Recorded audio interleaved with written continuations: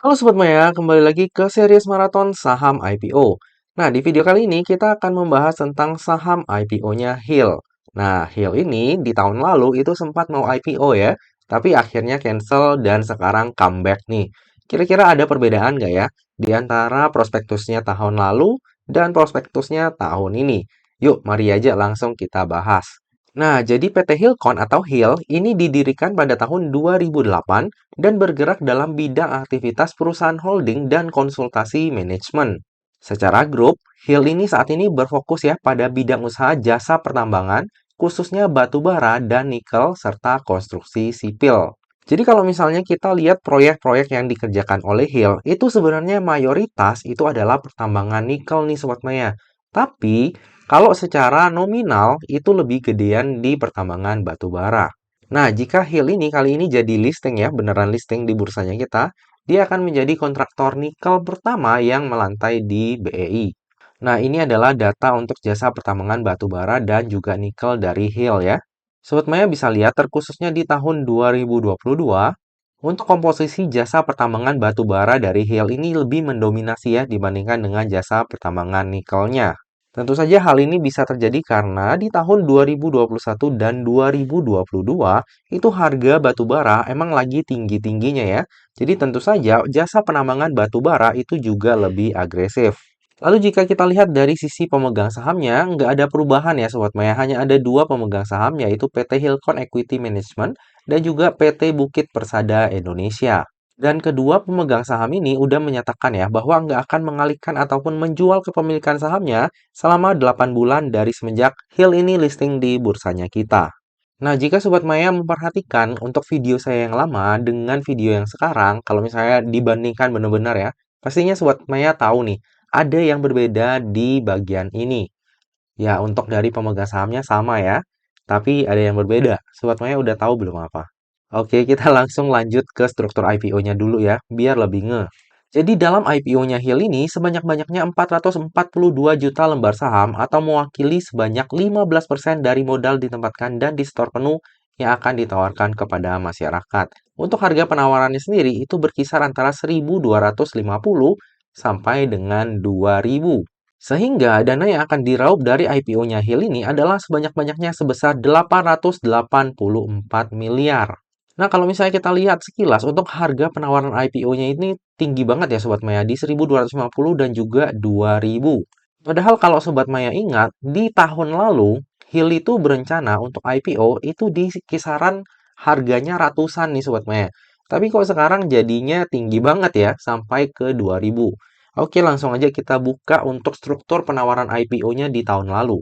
Di tahun lalu, itu untuk jumlah saham yang ditawarkan itu ada 2,2 miliar lembar saham nih Sobat Maya.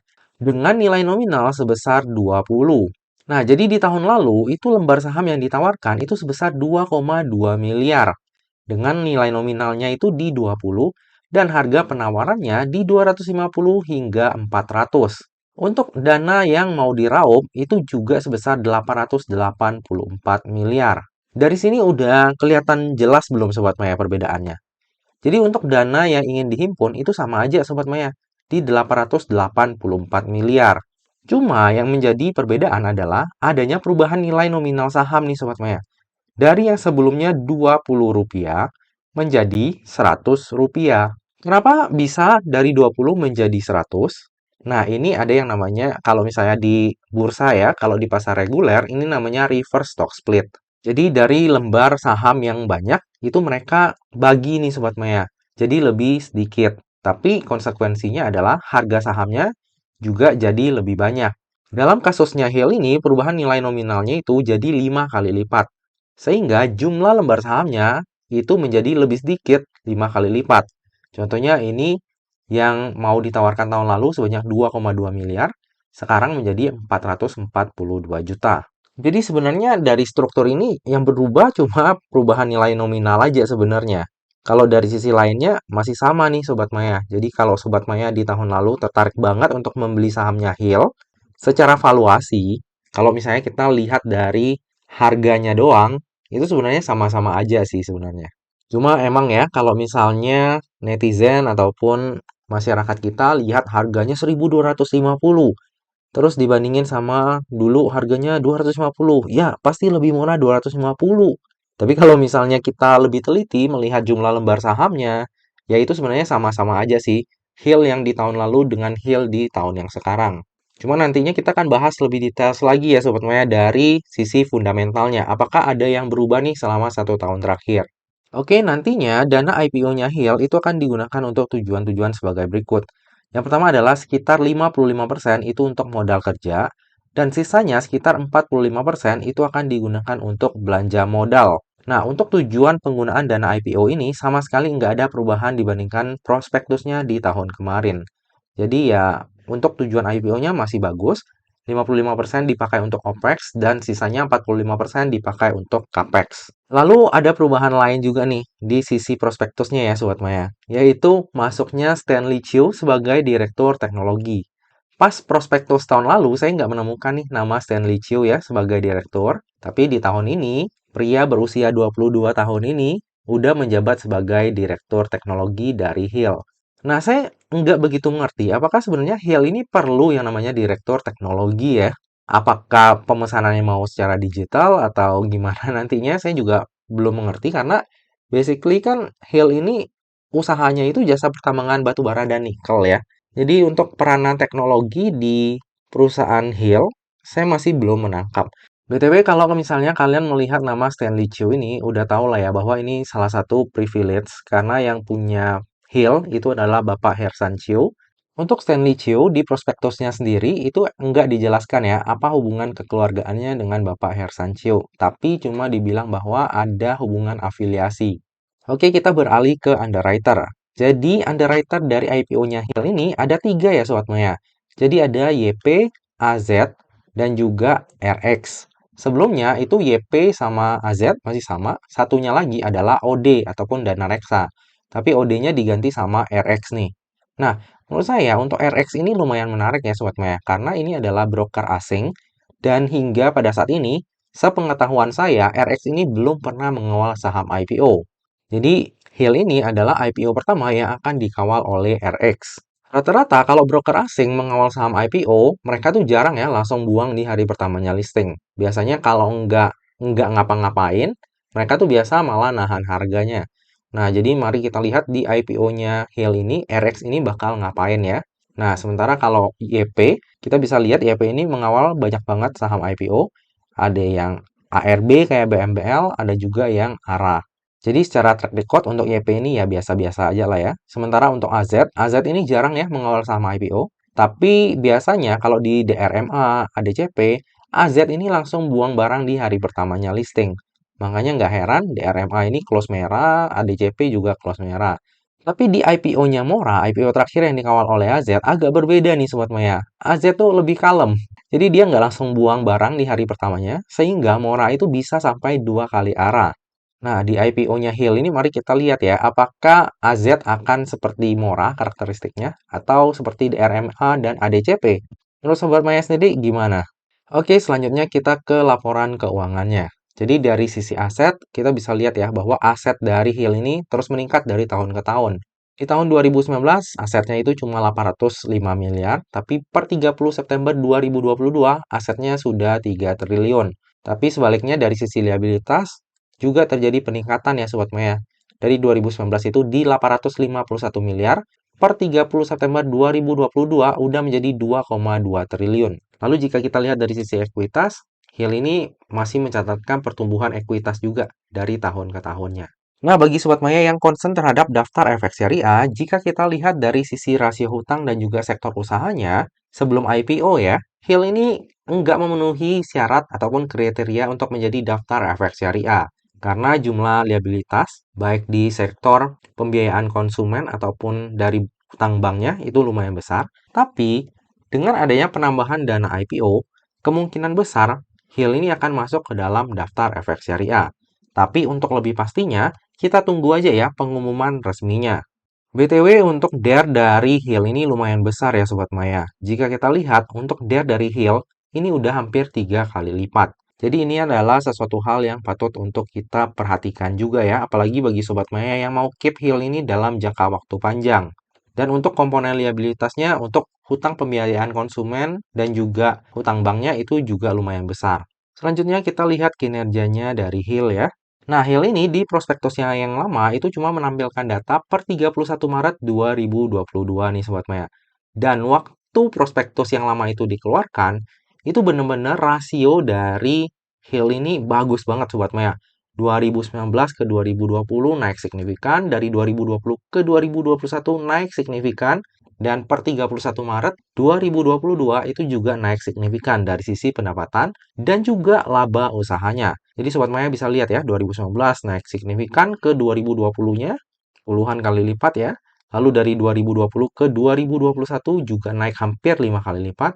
Dan per 31 Maret 2022 di prospektusnya yang lama, itu juga kemungkinan besar Hill ini akan mencetak laba yang lebih besar dibandingkan tahun 2021. Tapi di prospektusnya yang terbaru, jika kita lihat nih Sobat Mea, di 31 Juli dan juga 30 September 2022, memang pendapatannya ini naik ya. Kita bisa lihat di sini pendapatannya naik, tapi dari sisi laba itu malah akan terjadi penurunan nih kayaknya Sobat Mea dibandingkan dengan tahun 2021. Nah, penurunan ini salah satunya disebabkan karena beban keuangan dari Hill yang itu semakin meningkat dari tahun ke tahun. Nah, jadi ini adalah sebuah yellow flag ya. Kita bisa bilang kayak gitu, udah lampu kuning nih. Jadi kalau misalnya beban keuangannya makin lama makin naik, ya bisa jadi lama-lama malah kinerjanya terus menurun ya, walaupun pendapatannya naik. Lalu juga kita bisa perhatikan nih Sobat Maya, walaupun Hill ini adalah jasa pertambangan nikel, tapi untuk sekarang, saat ini ya, itu kontribusi dari jasa pertambangan batu baranya itu masih tetap mendominasi. Jadi kalau misalnya nanti batu bara emang trennya turun terus ke depannya ya, itu bisa jadi Hill ini itu juga akan mengalami penurunan dari sisi kinerja. Sampai nantinya nikel itu benar-benar booming, baru deh Hill itu bisa mulai naik lagi. Jadi IPO-nya Hill ini rada sayang ya, baru IPO sekarang ya. Kalau misalnya IPO tahun lalu, itu menurut saya dari sisi rasio dan prospek bisnis itu masih oke banget.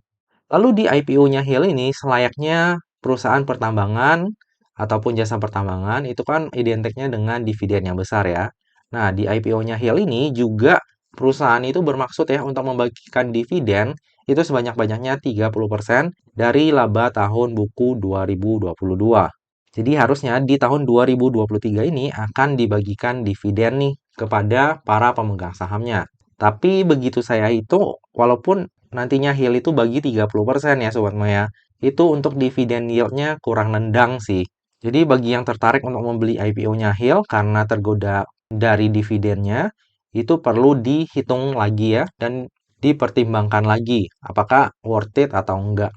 Oke, sekarang kita ke valuasinya Hill. Nah, jadi saya langsung aja bikin valuasinya di tahun 2022 dengan harga penawaran terendahnya di 1.250 dan juga harga tertingginya yaitu di 2.000. Jika nantinya Hill ini listing dengan harga terendahnya yaitu 1.250, maka PER-nya itu ada di 9 kali dan PBV-nya di 2,2 kali. Market cap-nya akan berada di 3,1 triliun. Sementara jika nantinya Hill listing di harga tertingginya yaitu 2.000, maka PER-nya itu akan menjadi 16,98 kali, sementara PBV-nya di 3,38 kali, dan market cap sebesar 5,8 triliun. Untuk ukuran perusahaan di sektor jasa pertambangan, valuasinya Hill ini lumayan mahal ya Sobat Maya. Jika kita bandingkan dengan kompetitor atau perusahaan di sektor yang sejenis, kita bisa lihat ya, PER-nya itu UNTR 4,2 kali, Doit 5,6 kali. Ya, kalau Dewa masih mencatatkan minus ya, ataupun loss dari usahanya. Sementara dari sisi PBV, UNTR 1,13 kali, Doit 0,61 kali, dan Dewa 0,31 kali. Jadi untuk secara valuasi, Hill ini tergolong mahal. Lalu dari sisi market cap juga lumayan tinggi ya Sobat Maya di 5,8 triliun kalau misalnya listing di harga tertingginya. Oke, dari tadi udah banyak hal yang kita bahas, sekarang tiba juga kita ke bagian kesimpulan. Kesimpulan yang pertama, kinerja Hill dalam beberapa waktu tahun terakhir ini itu mengalami peningkatan yang signifikan ya. Namun sayangnya di tahun 2022, walaupun pendapatan usahanya naik, namun labanya malah mengalami penurunan.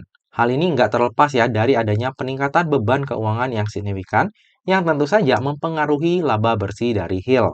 Lalu dari sisi likuiditas juga lumayan mengkhawatirkan. Jika nggak segera ditangani, bisa berbahaya juga nih untuk kelangsungan bisnisnya Hill.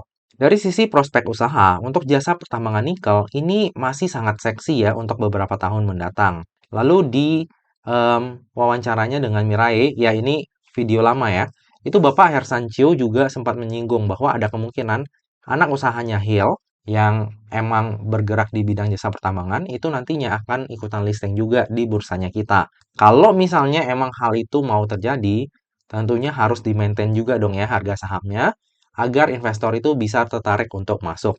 Kesimpulan yang kedua, valuasi dari Hill di harga IPO-nya itu sebenarnya cenderung standar untuk ukuran saham IPO. Tapi kalau misalnya kita bandingkan dengan valuasi perusahaan kompetitornya, valuasi dari Hill ini udah over value. Lalu untuk tujuan penggunaan dana IPO-nya bagus ya, 55% untuk OPEX dan 45% itu untuk CAPEX. Kesimpulan yang ketiga, underwriter dari IPO-nya Hill ini ada tiga, yaitu YP, AZ, dan juga RX. Untuk track record YP dan juga AZ dalam mengawal saham IPO, ya kita bisa bilang biasa-biasa aja ya. Sementara untuk RX, sepengalaman saya dan sepengetahuan saya, ini belum pernah mengawal saham IPO, setidaknya dalam 2 tahun terakhir ini. Tapi kalau misalnya kita berkaca kayak broker asing kayak KZ itu ya, dia mengawal saham IPO itu lumayan bagus. Jadi mari kita saksikan ya, nantinya RX ini perdana mengawal saham, dia akan nahan di bid atau malah nggak ngapa-ngapain atau malah guyur di hari pertamanya listing. Kesimpulan yang terakhir, seperti pada IPO lainnya, saya akan memanfaatkan momentum IPO ini untuk mendulang cuan. Nah, rencananya saya memang akan ambil Hill ini cuma untuk mengejar momentum jangka pendek ya Sobat Maya. Apalagi misalnya dia listing sendirian, nah itu saya lebih gampang tuh untuk mantaunya. Karena kalau misalnya perusahaan di papan utama, itu kayaknya nggak mungkin tiba-tiba buka market langsung ARB itu nggak mungkin. Jadi kalau misalnya saya ikutan Hill, itu saya udah siap nih. Kalau misalnya worst case-nya saya minus 7%. Tapi kalau misalnya saya lihat IPO-nya Hill ini, banyak sih kayaknya retail itu yang agak takut untuk ikutan saham IPO-nya Hill. Dan kalau misalnya retail itu udah takut, ya bisa aja ya kalau Bandar itu mau goreng sahamnya. Jadi kayak saya ingat di IPO-nya CBUT, itu UW-nya banyak, terus penjatahannya juga ternyata banyak, tapi berhasil arah. Nah, jadi kalau misalnya nanti Hill ini harga finalnya itu di rentang bawah, kemungkinan saya akan ikut lebih banyak. Tapi kalau misalnya dia di rentang atas, antara saya ikutnya dikit banget atau malah nggak ikut. Nanti saya lihat situasi dan kondisinya. Tapi pastinya akan saya update juga ke Sobat Maya untuk pemesanan saya. Nah, Sobat Maya, seperti biasa ya, yang namanya saham, terlebih saham IPO, itu nggak pernah luput dari yang namanya resiko. Jadi, bagi Sobat Maya yang mau ikutan order saham IPO-nya Hill ini, itu pastikan Sobat Maya udah melakukan pemesanan sesuai dengan resiko yang siap untuk Sobat Maya tanggung ya. Terlebih ada kemungkinan di IPO-nya Hill ini penjatahannya itu bakal lumayan gede karena dana yang dihimpun juga gede dan retail kayaknya agak takut nih dan malas untuk ikutan IPO yang rentang harganya di tinggi ya di atas 1000 ya untuk IPO-nya Hill ini. Lebih lengkapnya tentang pemesanan saya akan saya share di tab community ataupun IG saya pada saat masa offering nanti. Nah Sobat Maya, demikianlah video pembahasan saham IPO-nya Hill. Semoga aja video ini dapat bermanfaat bagi Sobat Maya semuanya dan dapat menjadi bahan pertimbangan nih. Apakah nantinya Sobat Maya akan membeli saham IPO-nya Hill atau enggak?